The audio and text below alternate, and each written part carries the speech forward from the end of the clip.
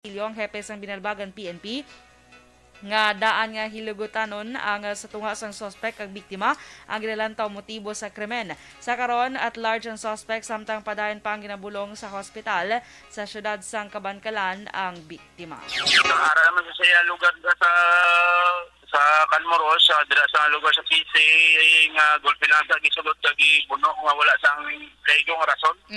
Pero mga grudges nila sa una may ara na siguro. Okay. Kabahin sa pagpahayag ni Police Major Elendire Bosquillo.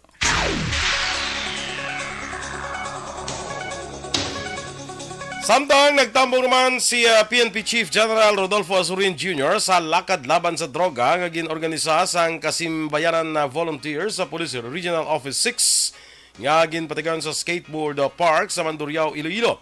Suno kay Police Major Mary Grace Socorro Borio, spokesperson sa PRO 6, naghatag sa inspirasyon si Azurin sa mga volunteers nga padayunon ang advokasya kontra illegal nga droga. Dugang pa ni Borio, kapin 1,000 nga volunteers na nagupod sa paglakat kag nagtambong sa nanarisari nga mga aktibidad. Nagupod man sa lakad laban sa droga si Police Lieutenant General Benamin Santos, retired Police Lieutenant General Chiquito Malayo, PRO 6 Director Brigadier General Leo Francisco, kag Brigadier General Enrico Vargas, asang Area Police Command for Visayas. So, nag-visit siya sa atong wounded naton balanga duwa. Nakaalerto makatapos ang Philippine Coast Guard kon PCG sa Bredco Port kasunod sa pagdagsa sa mga inbound kag outbound passengers sa mga pantalan. Ginalauman ni Coast Guard kon ginapaabot ni Coast Guard Petty Officer First Class Joselito Pilingon o kon Pilinggon umpisa Huwebes adlaw tungtong Disyembre 24. Magadamo ng kadamuon sa mga pasahero nga magagwa kag magaabot sa Bacolod, Dumangas kag Iloilo City Port.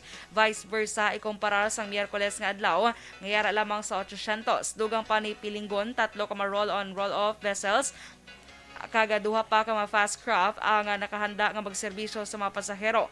Ginpahayag man ni Pilinggon nga bilang pagpanghanda sa ilang hensya o plan ligtas biyahe para sa Pasko, nagabutang ang Coast Guard sang Passenger Assistance Center sa Pantalan kay nagpatigayon sang paneling sa masalakyan, pasahero kay ban pa upod sa PPA, PNP, Maricom kag PDEA K9 Narcotic Detection Dog. Nagdangat naman sa 60 ka mga naglapas ang truck ban sa siyudad sa Bacolod na natakpan sa Bacolod Traffic Authority Office sa sulod sang Napulo kadlaw halin sa inengin patuman sang Disyembre 12. Suno kay Police Major Junji Liba ang head sang bitaw nga mayara sang multa mga drivers nga marakpan kag ining nagadepende sa ila sini nga nahimo nga offense. Magabayad ang violators sang 1,000 ka pesos sa first offense, 3,000 pesos sa second offense, kag 5,000 pesos sa third offense. Nagpangabay man si Liba sa paghangop sa publiko angon sa truck ban nga ginapatuman bangod ila ginalantaw nga isa ini sa makabulig pamag-an sa lakat sang trapiko. Ginapaabot naman ni Bitaw Head Major Junji Liba nga madugangan na ang personnel nga iya gin-request sa talatapan sa alkalde sa pagsulod sang tuig 2023. Suno kay Liba ini nga concern ang wala lamang maaktuhan sa karon nga administrasyon bangod sa kakulang sa kinahanglanon nga pondo.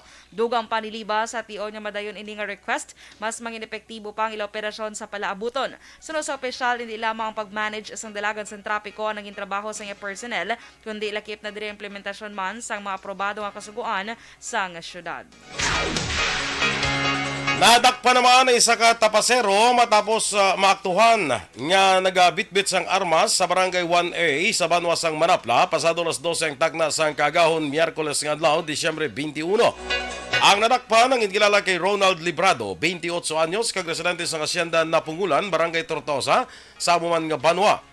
Suno kay Police Captain Janick Bermudez, ang hepe sang Manapla PNP, may nag-report nga nagabitbit sang armas si Librado sa ilang lugar. Pagresponder sa kapulisan, naaktuhan si Librado nga may ginasukbit ng isa ka sulpak kag may unod nga 3 ka mawala naglupok nga bala. Preso karon si Librado sa custodial facility sang Manapla Municipal Police Station. Arestado naman ang isa ka babayi sa drug bypass operation sa Sitio Basurahan, Barangay Mambulak, Syudad Sang Silay, pasado alas 10 ng aga, Miyerkules, Desyembre 21. Anadak pa nang ginkilala kay Jessa Isiderio, 24 anyos, residente man sang among nga lugar. Sundo kay Police Lieutenant Colonel Mark Anthony Daroca, ang hepe sang Silay City PNP. Si Isiderio isa ka street level individual, kagyara naman sa drugs watch list sang kapulisan. Nakompiskar sa bypass operation ang 7 ka magagmay kag isa ka dakong sachet sa ginasuspetsuhan shabu nga ginabulubanta nagabugat sang 6 ka gramo kag nagabili sang masobra 40,000 ka pesos. Na-recover man ang 1,600 pesos nga kwarta, isa ka unit sang cellphone kag kahita. Preso karon si Siderio sa custodial facility sang Silay City Police Station.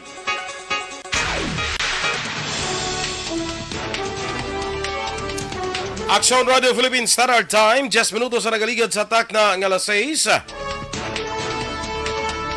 Disyembre 26, gindeklarar ni Presidente Marcos nga holiday. Samtang 20 milyones pesos ka balor sang smuggled nga sibuyas Bombay na kumpiskar sang Bucor. Ang detalye sa mga balita nasyonal sa pagbalik sang Aksyon, Balitang Bayan Numero 1. Kag sa aton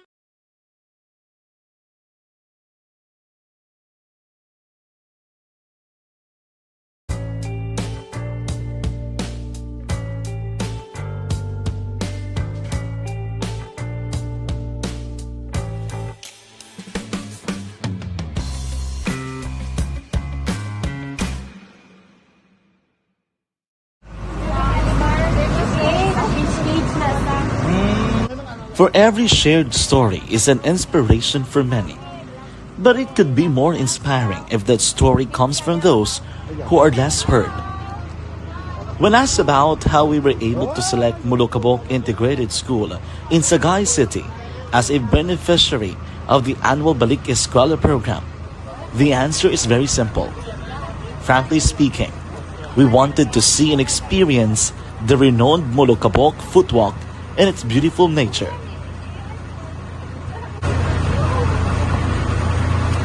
Upon entering the school, we were welcomed by beautiful smiles and warm hearts, silently expressing their gratitudes. At the venue, learners and teachers who are working hand in hand for a better future are excited to enjoy and participate. Parents are also lining up to avail free medical checkup and medicines.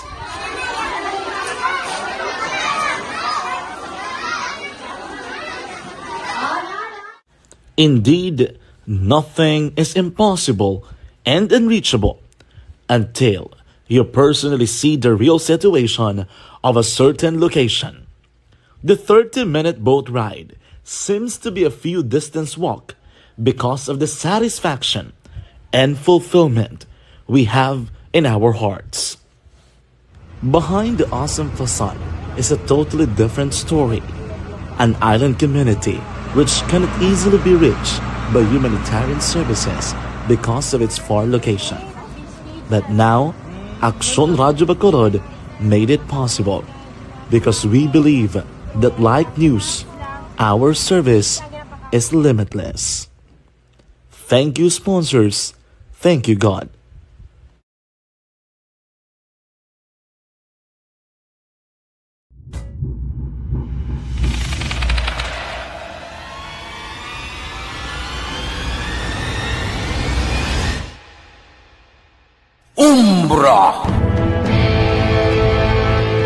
Umbra, mga misteryo, katingalahan, pantasya, kagkatana. Yes, good morning, Action Boy. Kag sa mga ka-action ta. May agagid sa inyo and happy Friday, everyone. Happy Friday! And today is December 23. 2 days na lang mga ka-aksyon. Pasko na.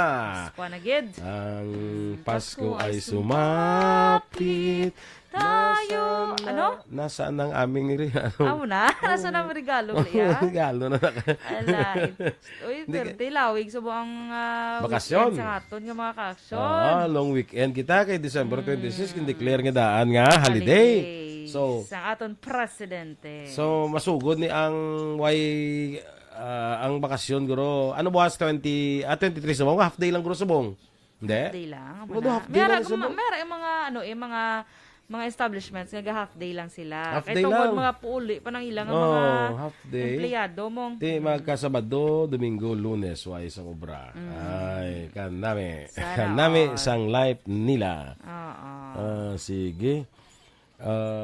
Morning dira sa aton nga mga nag-monitor sa Facebook. Please like, follow, and share sa aton nga FB Live.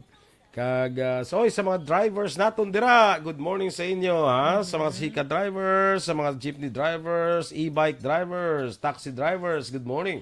Sa mga kapihan damay aga, sa nagapalangapi ha. Kag sa EFC, kita ita karon. Oy, EFC ha, kita na ita karon mga 11:30.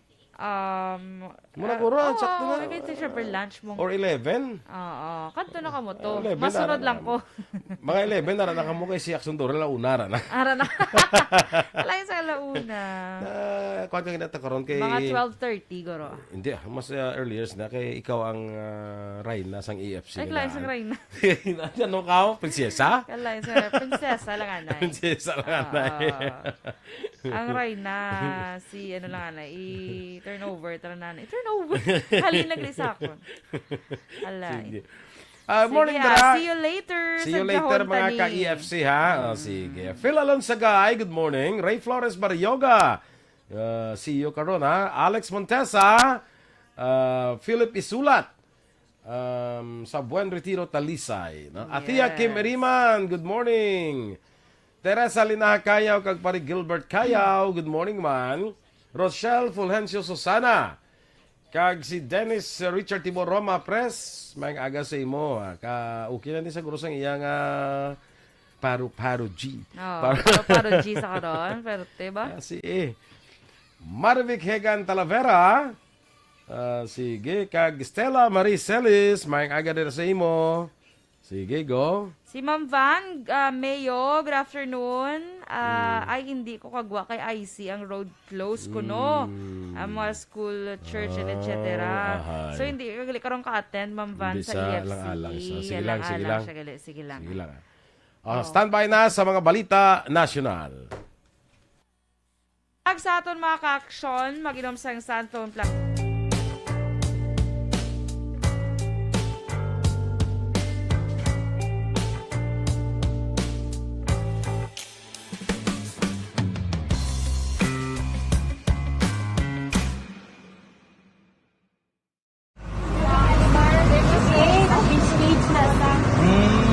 For every shared story is an inspiration for many.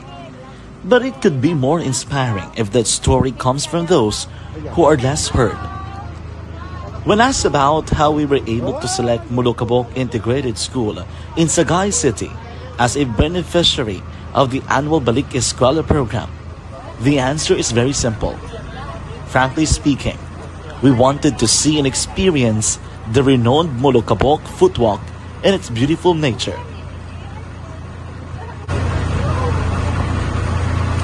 Upon entering the school, we were welcomed by beautiful smiles and warm hearts, silently expressing their gratitudes. At the venue, learners and teachers who are working hand in hand for a better future are excited to enjoy and participate. Parents are also lining up to avail free medical checkup and medicines.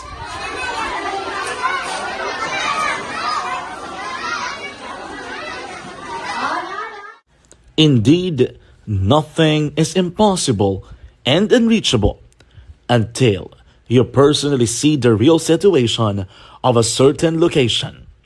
The 30-minute boat ride seems to be a few distance walk because of the satisfaction and fulfillment we have in our hearts. Behind the awesome facade is a totally different story. An island community which cannot easily be reached by humanitarian services because of its far location. But now, Aksyon Radyo Bacolod made it possible because we believe that like news, our service is limitless. Thank you, sponsors. Thank you, God.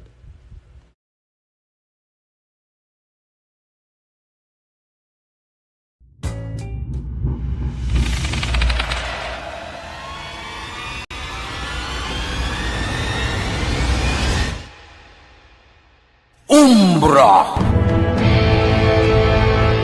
Umbra, mga misteryo, katingalahan, pantasya. Numero 1. Aksyon Radio Philippines Standard Time, las 6:19, sa detalye na sang mga balita nasyonal. Gindeklarar ni Presidente Ferdinand Marcos Jr. ang Desyembre 26 bilang Special Non-Working Day sa bugos nga Pilipinas. Inipaagi naman sa ginpirmahan nga Proclamation number 115.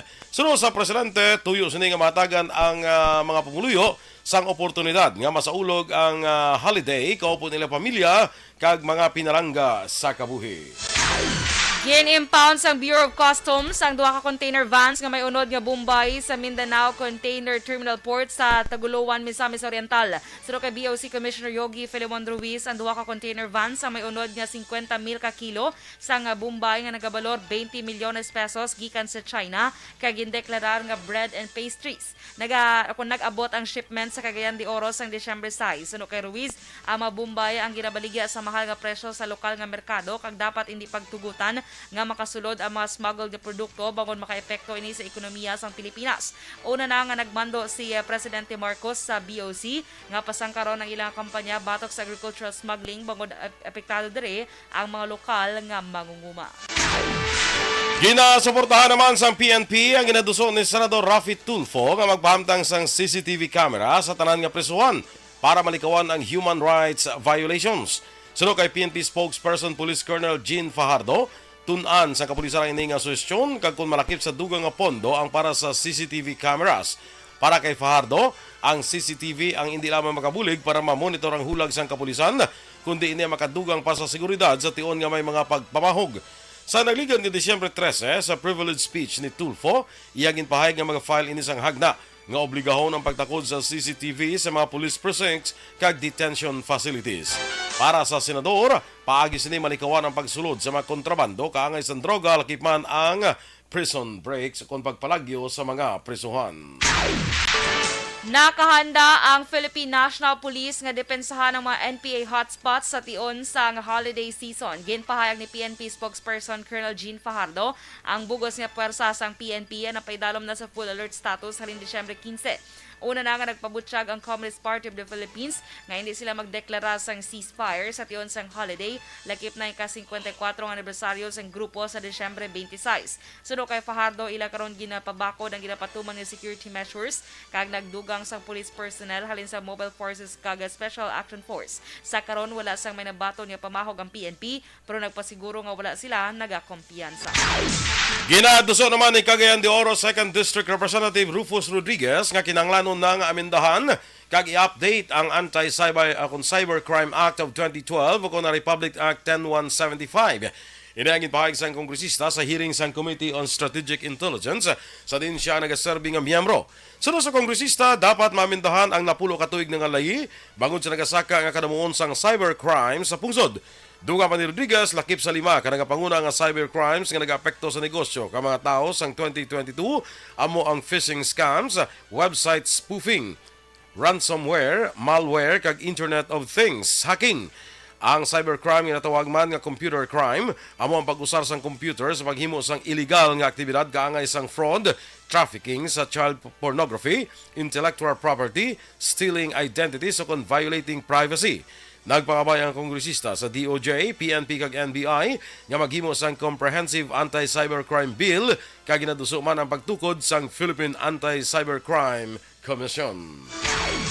Nagmando ang Department of National Defense sa Armed Forces of the Philippines nga pabaskugon ang presensya sa West Philippine Sea sa piyak sang report sang bago nga mga aktibidad sang China sa lugar. Ginpagwa sang DND ang statement matapos ang report sang Bloomberg nga China ang may bago nga construction kag reclamation sa 4 ka unoccupied features sa Spratly Islands nga amo ang Eldad Reef, Whitsun Reef, Langkiam Cay kag Sandy Cay. Sunod sa DND ang encroachment sa WPS sa reclamation ang pamahog sa seguridad sa Pag-asa Island nga kabahin sa teritoryo sang Pilipinas. Nanawagan ang DND sa China nga sundo ng existing international order kay likawan ang paghimo sang tensyon sa West Philippine Sea kag South China Sea. Samtang gitawag naman sang Chinese Embassy sa Manila kag South China Sea nga probing initiative nga fake news ang reports sang Bloomberg. Pag-aimbestiga naman sa DILG ang ginalagang restrictive bidding process ang Bureau of Fire Protection sa ilang fire trucks. Ini matapos nag-file ang Makawayan Block sang Hagna nga nagapanawagan sang investigasyon sa procurement process ang BFP nga ginaligar naghatag sang undue advantage alin sang 2018 para lamang sa duha ka mga venture entities. Suno kay DILG Undersecretary for Public Safety Serafin Barreto Jr., nagapatigaw na sila sa kaugalingon ng investigasyon para may baluan ang natabo ang mayara na sang reklamo ang in-file sa Ombudsman. Ang reklamo ang in-file batok sa BFP kag miyembro sa ilang Bids and Awards Committee. Sa namunuan ang Bureau of Fire Protection ang yara sa idalom sang jurisdiksyon sang DILG. Sa pagpagiangot ni Barreto sa BFP, nagdepensa ang ahensya kay nagpahayag nga legal ay proseso bangod sila ang independent procuring entity. Ginabi-abi sang DILG ang inaduso nga investigasyon sa Kongreso. Na-monitor naman sa Philippine Coast Guard kung PCG ang 26,713 ka outbound kaga 21,569 ka inbound passengers sa tanan nga port sa Pilipinas tubtublas size kahapon sang aga Desyembre 22. Sa update sa PCG 2,080 ka personnel ang gin-deploy sa 15 ka PCG districts. Naka-inspect man sila sang 225 ka vessels kag 244 ka mga motor bangkas. Ginpaydalo man sang PCG ang ila district stations kag substations sa heightened alert status matapos ginapaabot ang madamo nga pasahero nga magabiyahe umpisa Disyembre 15 tubto Enero 7, 2023. Una diri ginpahayag ni PCG Commandant Admiral Artemio Abu nga 25,000 ka personnel ang gin-deploy sini nga holiday season. Aksyon Radio Philippine Standard Time, las 6:26.